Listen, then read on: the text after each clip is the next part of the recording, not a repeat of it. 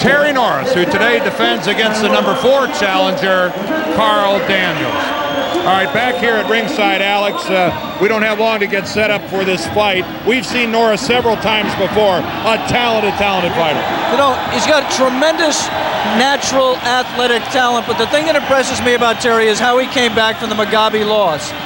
He pulled himself together after a devastating loss and mentally came back very tough to win a title from John Mugabe, a very feared puncher. And I think that speaks well for his future. If he doesn't allow himself to look past fights, to keep his concentration, to have the maturity to focus on the task at hand today against not the big name opponent he needs to make the big payday that he wants. In terms of the challenger today, Carl Daniels, he is unbeaten, but he is very much untested. He has 26 straight wins, but as you see there from the great city of St. Louis, where Dan Deardorff is also from, 26 wins, 17 knockouts, but he has never fought anything resembling a world-class opponent or even kind of a fringe contender. Very untested, needs seasoning. Be interesting to see how he reacts to this big opportunity today. Well, we're ready to go with this one. Now it's time for our regular feature on what's new in the world of sports science and technology. The crowd of 6,000 cheers lustily for Terry Norris. Here's the tail of the tape. You see that both fighters come in light. The weight was 154 pounds. The only difference, Norris 3 years older than Daniels. The WBC rules are in effect. The 10-point must, no 3 knockdown rule or standing 8 count. A fighter cannot be saved by the bell except in the final round, and only the referee can stop the fight. And that referee is this man, Lou Filippo from California. And we are ready to go for the WBC Super Welterweight title held by Terry Norris. And of course, just to make our job easy, both fighters come out wearing white trunks. Well, thank Terry for wearing the trunks with the fringe on the side. Yes. Carl Daniels has green trim. You can see Norris has the red markings on the front of both of his legs, the tassels. Also, Carl Daniels is a southpaw. That'll help people. That will help, but again, not made for television, is both fighters wearing the same color trunk.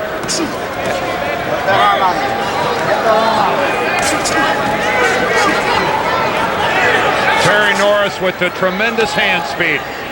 Alex, I think back to the first time we saw him in that short-lived fight against Julian Jackson, how impressed we were with the great hand speed of Terry Norris. Good left lead there by Carl Daniels, the challenger on the right. Carl has, quick hands of his own. We should set up the fact that he was an outstanding amateur, a world junior champion in 1987, but amazingly, a year later, he turned pro. The flyweight weight division is 112 pounds. Turned pro at 143 pounds. 31 pounds heavier in a little bit more than a year. Well, they use the term all the time in boxing about a huge step up in class. That falls short in describing what Carl Daniels is doing today and taking on a talent the likes of Terry Norris. I guess part of our job here also, in addition to following the fight, is trying to figure out what Terry Norris's head says. I haven't come up with it yet. Again, a reminder, I'm going to have to do this periodically throughout the fight. Norris is with the red trims. You see the red tassels on his shoes. The green trim belongs to the challenger, Carl Daniels. Both of them obviously wearing white trunks. See it green, think Daniels. Interesting that Carl has come in here and is not frozen. First title shot, we've emphasized that he's never come close to facing anybody remotely in the neighborhood of Terry Norris's class. He's been in here throwing punches and not intimidated by the occasion. He threw that left and got a little off balance. Yeah, but he just got very low under a number of punches by Terry Norris and came up with a combination of his own. One of the storylines behind this fight is the fact that Carl Daniels is in his first fight under new management, and that management is Donald Curry, none other than the man who Terry Norris knocked out and retired last year. And Donald Curry chose to put his young, unbeaten fighter in with Terry Norris, saying that he thinks he can beat him, and it's a tremendous opportunity that they could not afford to pass up. And I think he also thinks that at 21, a loss wouldn't be devastating to Daniels. The end of the first round. Carl Daniels comes flying out of his corner here in the beginning of the second round, and now we have a little World Wrestling Federation action up here. Carl Daniels acting like this is the last round. Well, he's trying very hard to demonstrate that he is not intimidated and is not in here just for a payday. And for you know, Terry Norris is going to have to fight to retain his championship. Terry Norris has the word San Diego written across the back of his head, and there's his father, Orland Norris Sr., who's at ringside. Looks on. Orland, a club fighter in his day, and of course his son, Orland Jr., a heavyweight of some note. Good right jab there by Carl Daniels. Terry Norris told us yesterday that fighting southpaws would not bother him, but when you fight a southpaw and you try to box with him, it can be difficult. Oh, good right hand. And Norris was wobbled and holds on. Falling away, Carl Daniels threw a right-hand counter that caught Norris right on the chin. And right now, it's Carl Daniels with his back to you, the southpaw who looks like the champion, and Terry Norris, the 10-1 favorite, who looks like the challenger. Still very early. Very early is right, only the second round, but still, so many times you see the challenger come out tight, and another good punch. Look at Carl Daniels get on the bicycle. And now this is just plain wrestling here. Filippo's got to get in and separate these. Oh, but the right jab of Carl Daniels is just connecting with force. That's a slip. Well, that was a slip or a throw. Throw, maybe. I mean, that was, Norris just threw Daniels to the ground and gets warned by Filippo. But you're right. Norris appears to be confused by Daniels' southpaw style. And especially the right jab coming from that side. He says he had plenty of sparring with the southpaw. A good left hand by Daniels gets in. Carl is very effective in coming from the right, coming from the left, changing up and coming back from the opposite direction. A jab, that time scored by Daniels. Okay, hold it right there. We're going for jab, Carl.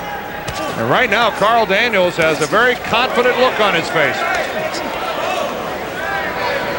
Come on, punch out. Get that arm out. Punch out. This is a very pro-Norris crowd here. In excess of 5,000 people here in San Diego. And they're a little taken back right now. Oh, a good right hand by Carl Daniels, who's turned in a very solid second round. Action in the opening seconds of the third round here in San Diego, California. I'm Dan Deerdorf along with Alex Swallow on the Fruit of the Loom Professional Boxing Series.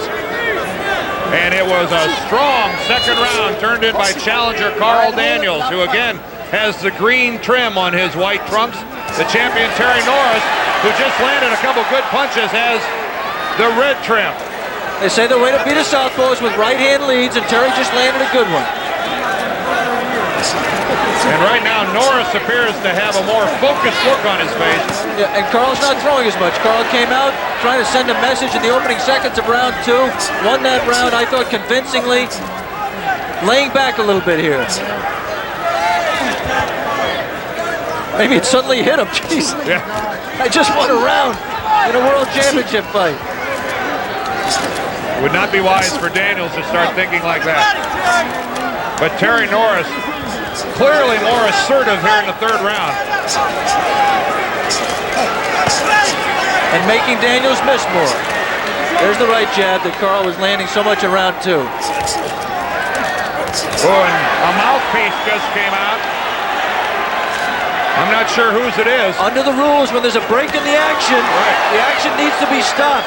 Terry Norris's mouth was bloodied in the second round. I'm not sure which. Can you tell? The referee Lou Filippo threw it over to this corner, the Daniels corner. So it must be Carl.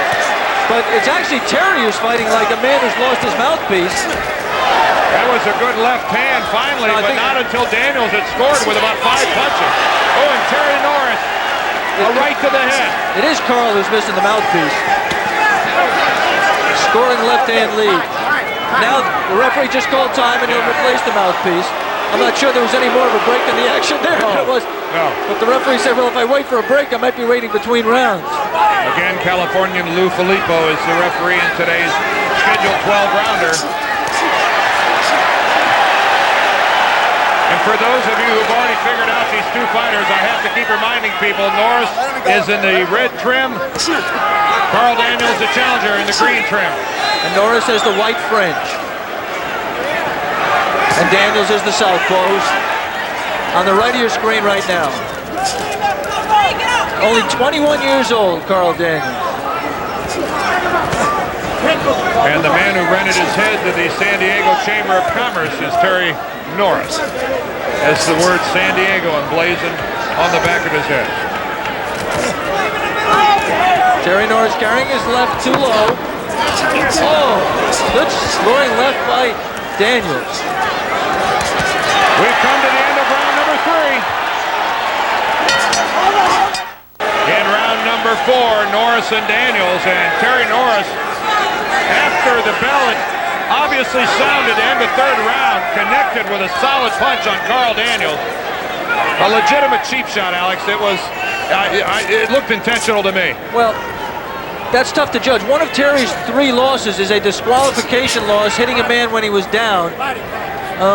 And you would think that he would have learned from that not to take shots like that, because they can result in losses. He hit Donald Curry when Donald was down in the 8th round. That was a closer call than the one that resulted in the disqualification, but he should avoid that. And I really hate it. I mean, to get a cheap shot like that, even taking a point away sometimes doesn't make up for the damage that's done. Well, the damage that can be done is when the other fighter is totally relaxed. Good right hand by Norris, and Daniels appears to be not stunned, but it caught his attention. Yeah, the thing to watch in Carl Daniels is his condition. Hold it right there. Hold it. He's only been 10 rounds twice in his career.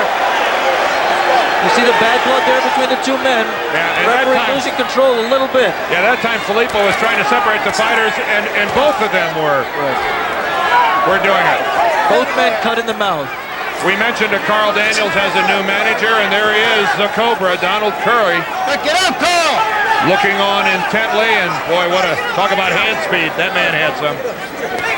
Donald is quiet in his new role as he was when he was a fighter. He's just a very quiet, soft-spoken guy. Oh, a good right hand by Terry Norris, and Carl Daniels' head really snapped. Good body work by Terry Norris. Daniels fighting back. Yes, you might have seen right there, Terry Norris coming and saying, come on. He's going to try to set a pace that Carl Daniels, green 21-year-old challenger, cannot keep up with. He reasserted himself in the last round. He's trying to keep that pace up here. Daniels has improved defensively. It just seems a more right. confident fighter. Dan, it just seems right here that Carl Daniels, you see they're backpedaling on the right of your screen now, is having to work harder to stay even. Terry Norris, the champion, seems much more relaxed, pacing himself more, keeping his energy. It seems like Carl Daniels is almost desperate at this point. That was a great right hand by Norris to the body, but Daniels fights back. But you're right, Alex. I agree with you. You can see Terry Norris really beginning to take control. This championship bout is scheduled for 12 rounds. That must seem a long way for Carl Daniels here at the end of the 4th. Here we go, round 5. You saw it between rounds at the end of the 1-minute break. Kind of the experience coming into play. Terry Norris relaxed on his stool right until the bell. Carl Daniels, all that nervous energy of youth, bounced up with 15 seconds to go, was on his feet, not conserving his energy. I mean, again, a reminder what a giant step this is for Daniels, who's never even fought a ranked fighter. And now all of a sudden in with the man who sent Sugar Ray Leonard and Donald Curry. They're good left hand by Daniels. Norris walked into that one, but again, that Carl Daniels is performing this well, I think is admirable. Yeah, I do too, and I think no matter what happens in the rest of this fight, I think it means that the gamble that Carl and his manager, Donald Curry, took, I think has paid off. they said that even if we lose this fight, if Carl looks good, then it's been a plus. And I think that's right, provided, Dan, that he does not get a devastating knockout. Well, of course, if he needed some advice on that, he could ask the guy he's fighting. Step back, no pressure. We saw Julian Jackson in the second round catch Terry Norris with a devastating right hand, and it was lights out. And yet Norris successfully fought back and shook it off. But a lot of men don't. Most men don't. Most men never come back from a bad beating. Never, and certainly don't improve. We want to remind our local ABC stations that at the end of this round, we'll be taking a station break. Carl Daniels, on the left of your screen, claimed he was in the best condition of his life coming in. Everybody says that coming in. I think in this case it's true. I think he did prepare himself. Oh, a good right hand by Daniels, but then a combination left-right by Norris, both of them scoring. Negated that. We're in the fifth. Since round 3, Terry Norris has been back in control of this fight.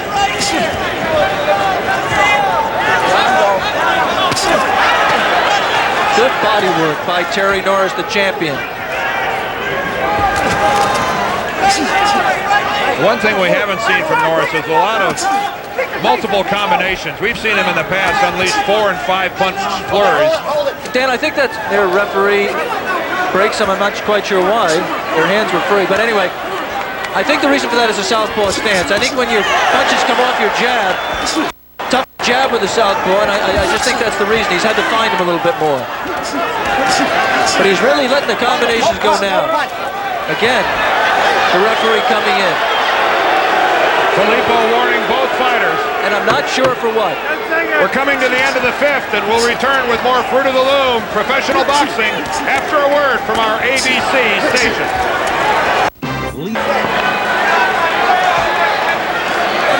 In the 6th round here in San Diego, Terry Norris and Carl Daniels. Terry Norris grew up in Lubbock, Texas. Carl Daniels in St. Louis, Missouri. Daniels undefeated, but never has he faced anyone the likes of the champion here today.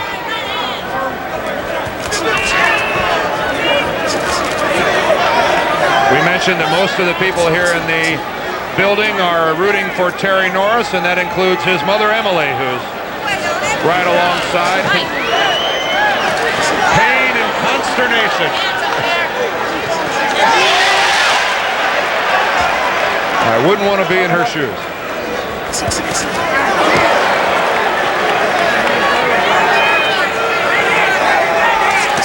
Oh, and that left hand by Norris knocks Daniels' mouthpiece out. It flew clear out of the ring.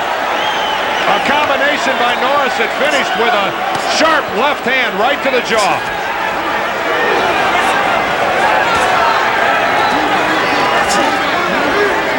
Boy, that was a compact punch by the champ.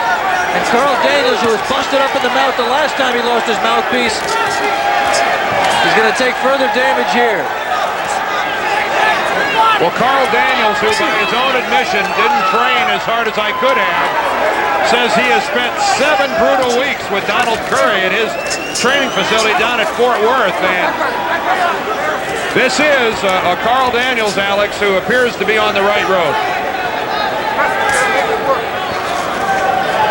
And of course, Terry Norris, on the other hand, one of the most talented fighters in any weight class. Carl Daniels on the right of your screen, Dan, was stagnating, fighting the collection of really no talent opponents that he was, and it's interesting to see that he responded well. Win or lose, he responded well here. The talent he showed as an amateur has come out in him fighting an outstanding champion. Oh, and there comes the mouthpiece back. The crowd booing, but Filippo doing the right thing. Again, Carl Daniels has the green trim. Terry Norris, the tassels, and the red trim. Norris, the champion. The chant of Terry from the hometown fans. We're in the building where the San Diego Clippers used to play before they moved up the freeway to Los Angeles. It's a big building. And a good crowd on hand here today. Good exchange by both fighters. This fight is scheduled for 12 rounds, and we're halfway there. On the left, watch the combination in the last round. Boom, boom, and the left knocked the mouthpiece out of Carl Daniels. The beginning of round 7. For once, they accommodated us. The two were slow coming out of their corners. Thank you, fellas. If it goes the distance, Dan, we're halfway. I have Terry Norris ahead by 4 points in rounds.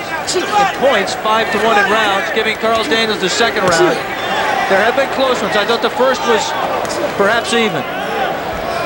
Well, given our record, Daniels will probably win the fight then.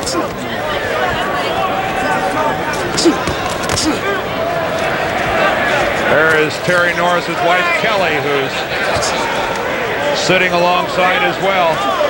And you can see the head movement, the body English. She's into it. And right now, Terry Norris is trying to get into Carl Daniels. And there is a good combination. It appears to have hurt Carl Daniels. And you can see Daniels wanted to turn his back on Norris. Carl Daniels is hurt. And should be holding on, but he fights back. Stopped Terry momentarily. But Terry Norris is right now stalking his challenger. Daniels appeared to be disoriented. It looked like he was considering turning his back. Oh, and a good body punch by Norris. And Terry would do very well if he did more of that body punching.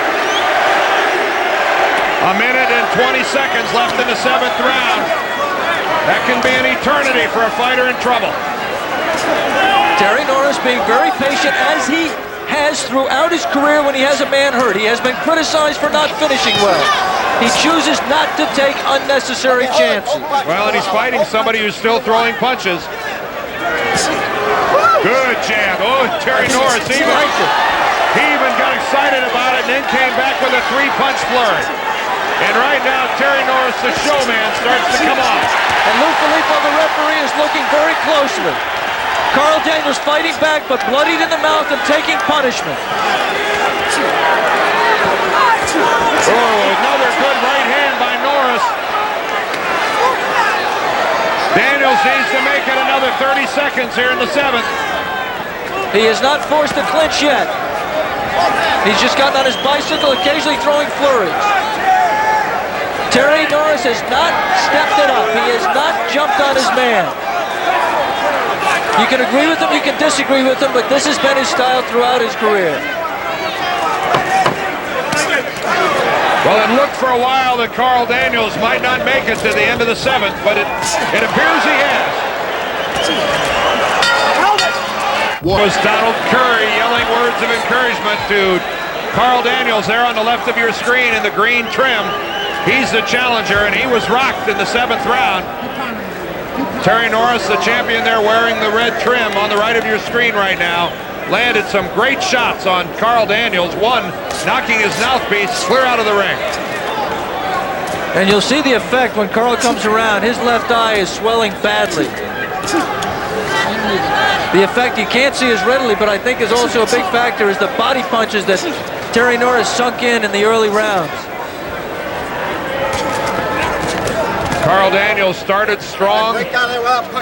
Norris appeared to be not unsure of himself, but just cautious in the first 2 rounds. But Terry Norris right now is the man behind the driving wheel of this fight. You're absolutely correct, Dan, but it's still curious to me, and I think to a lot of people who followed his career, why Terry would come out here in the first minute of a round in which he had his man badly hurt and hasn't really thrown a punch. I mean, hasn't done a lot of work. It may be that he knows his body obviously better than we do, and he expended a lot of energy, and he knows he needs to pace himself. And for the time being, I think we'll just have to assume that's the case. Yeah, it's I don't know what else it could be. I mean, his instincts are such that you would think that they'd be telling him to come in and try to finish off Daniels. Again, a reminder, Daniels a southpaw. The jab comes with the right hand. I mean, Norris on the right-hand side. And he has it all. Hand speed, power, the total package. Hold it. And yes, for those of you that are wondering, that is Muhammad Ali sitting there on the far side of the ring. He's here to take in this fight. And there is Muhammad right here. And Alex, you got some news on a show coming up. Yeah, coming up on March 1st, Dan, a primetime special honoring Muhammad Ali, 50th birthday celebration. Billy Crystal, Whitney Houston, uppercut there. Oh, and Carl Daniels is hurt. Well, Daniels was reacting to what looked like a low blow by Norris, and then he ate a right hand. A right uppercut. And right now, Terry Norris is going after Daniels, and look at the left eye of Daniels. It is starting to close completely. And timeout here by referee Lou Filippo. Mouthpiece again. Mouthpiece again. That's the third time that Daniels has lost it. But Daniels' left eye is almost swollen shut.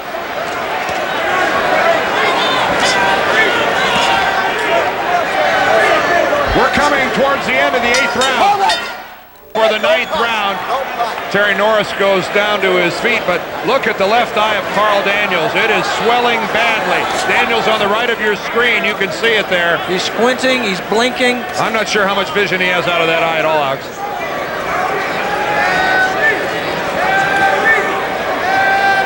A reminder that you can join us tomorrow on ABC Sports for a college basketball doubleheader. It's a 7-Up shootout live from St. Petersburg beginning at 1:30 Eastern, 10:30 Pacific. Game 1 has Florida State taking on the Blue Demons of DePaul, and then in Game 2, we'll showcase 5th-ranked Arizona against the Temple Owls.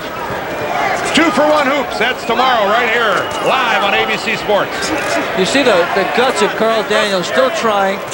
Terry Norris with his experience, only 24, but a lot more experience than Carl Daniels. Terry Norris has been in bouts with 7 men who have fought or held the world championship at one time. This is Carl Daniels' first title fight. And Terry Norris is pacing himself early, and perhaps in this round, round 9, he'll come on in the closing minute the way he did in round 8. Allows Carl Daniels to expend some energy early, takes out whatever he has in his tank, and then comes on when he's running a little bit low. And Donald Curry was telling Carl Daniels, asking him, using every cliche, digging deep, fighting with pain, whatever came to his mind to try to inspire Carl Daniels, because I'm not sure how much vision he has out of that left eye at all anymore.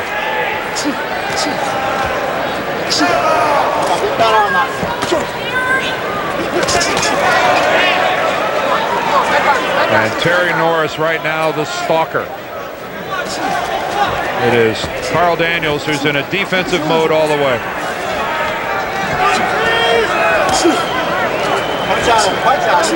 We talked earlier about a right-hand lead being the punch to throw against a southpaw.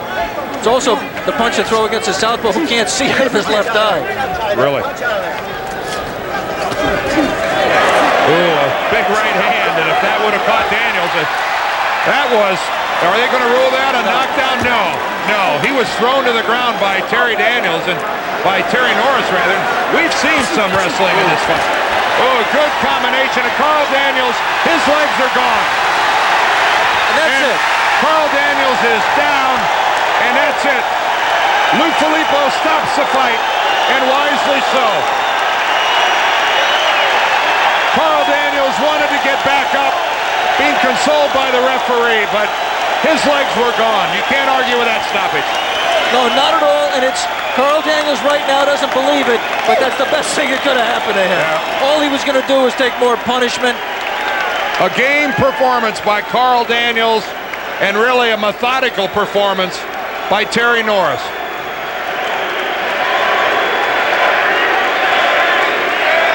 Let's take a look. This is a wide angle of the end of the fight. Carl Daniels backed onto the ropes on the left, right hand, trying to get his legs under him, over to the other ropes, again the right hand. And I think Lou Filippo had decided even before the punches that caused the knockdown to jump in and stop the fight. Well, Alex, when a fighter goes down like that, you can't blame him for making that assessment. No, it was a fight well stopped, as they say in England. I mean, Carl Daniels just goes down face first. It was that little inside left, I think, that dropped him. That little inside left. Ladies and gentlemen, we have the time. 2 minutes, 37 seconds in round number 9. The referee in charge, Lou Filippo, stops the contest. The winner by way of knockout and still WBC Super Welterweight Champion, Terrible Terry Norris. Terry Norris adds that 31st win, and Carl Daniels, the first loss of his professional career, he now drops to 26-1. We'll be back with interviews with the fighters here from San Diego as Terry Norris, still the champion. Stay with us.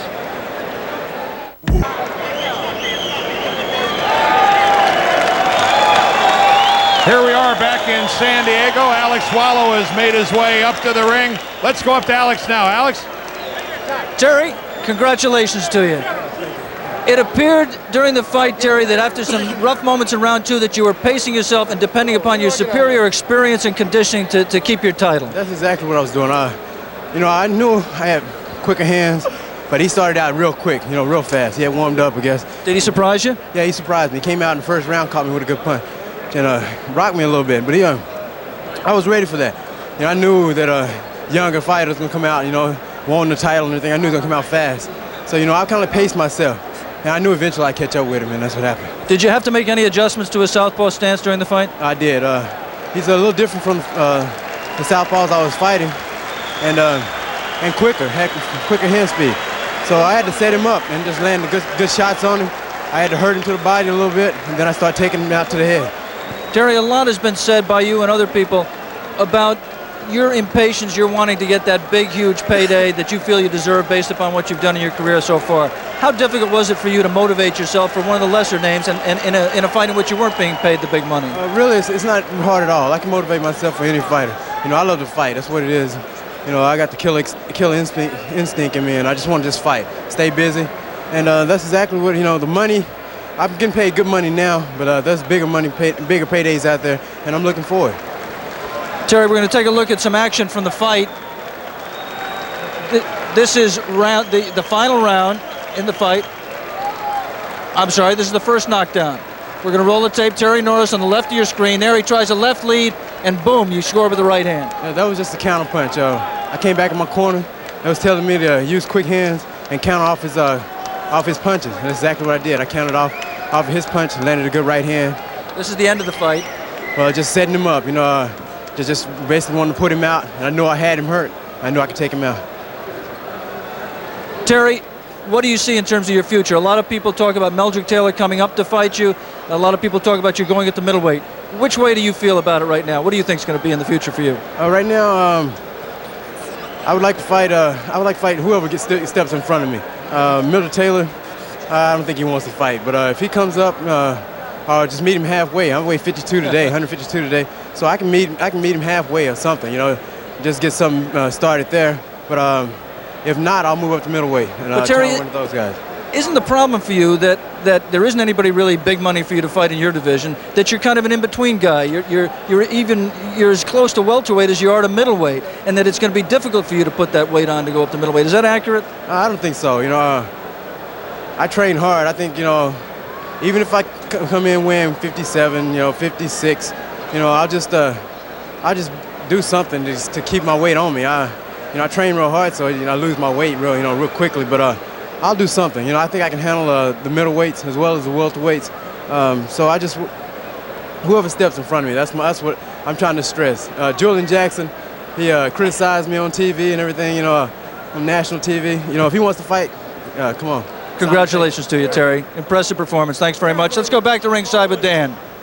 Okay, thank you, Alex. And the 6th title defense by terrible Terry Norris as he knocks out Carl Daniels.